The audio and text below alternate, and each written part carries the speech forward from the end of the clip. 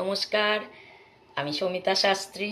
আজকে আবার একবার আপনাদের কাছে নতুন অনেক তথ্য নিয়ে এসেছি, যেটা আপনাদের দৈনন্দিন জীবনে অনেক কাজে দেবে।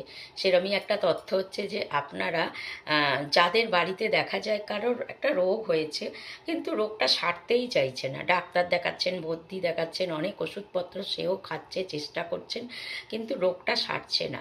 কিছুটা সারলো, আবার বেড়ে গেল, আবার কিছুটা সারলো, মানে একটানা চলছে এরম রোগ।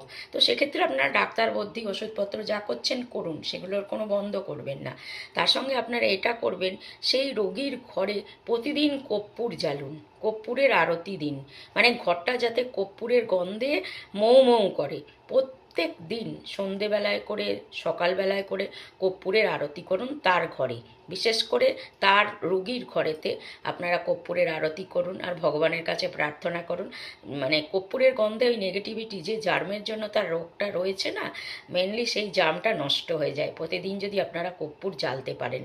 তো আপনারা এটা করে দেখুন, দেখুন আপনারা অনেক উপকার পাবেন। ভালো থাকুন, সুস্থ থাকুন।